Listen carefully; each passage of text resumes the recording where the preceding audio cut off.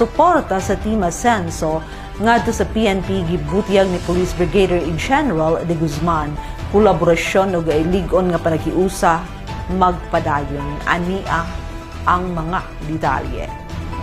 Ang malampuson ug dili malimud nga lig-on nga panaghiusa sa mga kapulisan ug sa Ascenso Administration nagresulta sa positibong mga bunga ug kalampusan bisan pa man sa mga hagit nga lalambigit kini tungod sa lig-on nga kolaborasyon ug pagtinabangay aron masugpo ang kriminalidad sa probinsya subay sa mantra nga ang mga misamisnon magpuyong malinawon, malambuon ug malipayon. Usa ka lig-on nga pamatuod niini mao ang malampuson nga pagpahigayon sa blessing and turnover ceremony sa 2nd PMFC building adlaw nga Domingo, Pebrero 2, 2025 nga anaa mahimutang sa Sitio Linabo, Barangay Banyadero ning Dakbayan nga gitambungan sa importanteng mga opisyal sa probinsya nga gipangunahan ni Governor Attorney Henry S. Waminal, 2nd District Misamis Occidental Representative Congressman Sancho Fernando Ando Waminal o Zames City Mayor Attorney Henry Indy F. Waminal Jr. nga girepresentahan na Executive Consultant to the Mayor, Attorney Sam Norman G. Fuentes. Apilusab ang mga sakop sa konseho nga gipangunahan ni Vice Mayor Simplicia Neri, PNP Pro Bono Lawyer Attorney June Fernandez, Clarin Mayor Jojo Roa, Sinakaban Mayor Delio Luod, Tudela Mayor Samuel Parehinog, ug ang mga kapulisan uban sa pagpanguna ni Pro 10 Regional Director Police Brigadier General Jason C. de Guzman. Ang blessing gi-officiate ni Parochial Vicar of the Immaculate Conception Parish, Reverend Father Elmo M. Melo. Inubanan ni St. Mary's Theologate Bursar, Archdiocese of Ozamis, Reverend Father Marvin Osmania. Sa iyang mensahe, gibaliklantaw ni Police Brigadier General de Guzman ang pagsugod sa maong proyekto tungod sa padayon nga suporta nga gihatag ni kanhi kongresista ug kasamtangang gobernador Henry Waminal. Diin gibutyag sa Pro 10 Regional Director nga ang pagpahimutang sa maong pasilidad usa ka timaan sa bug-os nga kooperasyon tali sa PNP ug lokal nga pangagamhanan.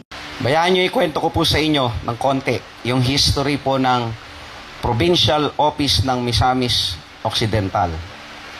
When nag-visit po dito ang former Chief PNP, General Bato de la Rosa, together with the directorial staff, he had mentioned to them that he is more than as a congressman pa at the time. He said he is willing to support the construction of Misamis Occidental Provincial Office, which is situated in the 1st District. And he asked General de la Rosa, magkano ba sir ang kailangan? And I'm more than willing to provide half. However, along the way, I was told by our Directorate for Logistics, sabi niya, Jason, hanggang saan ba yung kalahati? Hindi natin alam eh. Marami na tayong naging project ang PNP na kung saan sinagot ng kalahati yung ng LGU, hindi na natapos. So, sabi niya, baka pwedeng sagutin ng lahat ni Congressman Waminal. So I approached the good congressman at the time, and without any hesitation, he answered, okay, itutuloy ko na. So, maraming salamat sir. Nagkaroon ng maganda, the first standard provincial police provincial office building ang Misamis Occidental all throughout dito sa Region 10. Kauna-unahan po ang MISOC. And it is also MISOC that had its first titled lot ang PPO. Kasabay po nitong kinatatayuan po natin ngayon na siyang permanent home ng ating 2nd Provincial Mobile Force.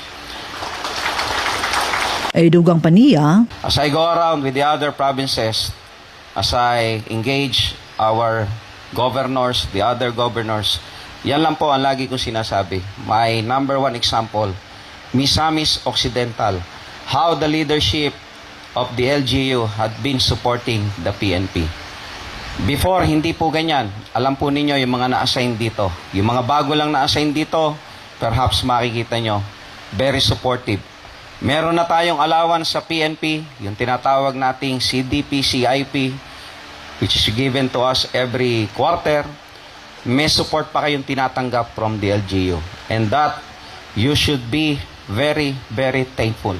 Hindi lahat meron at tumatanggap. Gipunto sa ni Police Brigadier General de Guzman nga ang pagpatukod sa mong building usa ka testamento sa suporta sa Team Ascenso Administration. Diin lakip sa hagit mao ang pagmentenar ug pag-amping sa maong mahinungdanon nga proyekto.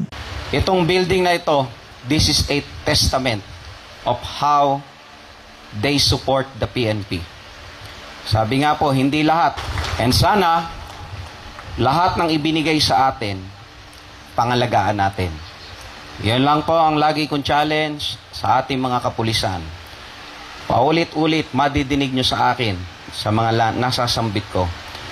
Gawin or tratuhin natin ang ating mga opisina at building na parang bahay natin.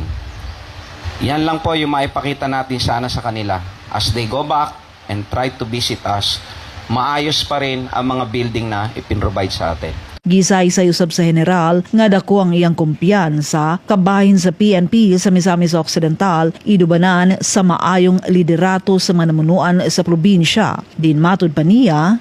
At alam ko naman na hindi kayo napapabayaan ng ating LGU.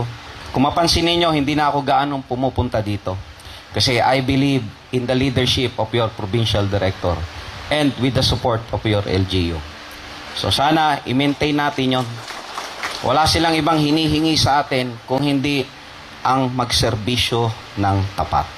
Ang malampuson nga pagpahigayon sa blessing and turnover ceremony sa 2nd PMFC Standard Building usa ka lig-on nga ebidensya sa padayon nga suporta sa Ascenso Administration alang sa kalinaw o kasiguruhan sa probinsya. Pinaagi sa pagpanguna ni Governor Henry S. Waminal, Congressman Ando Waminal ug Mayor Attorney Indy Waminal. Nagpadayon ang mga programa nga naghatag lig-on nga pundasyon sa kasaligan ug epektibong serbisyo sa kapulisan.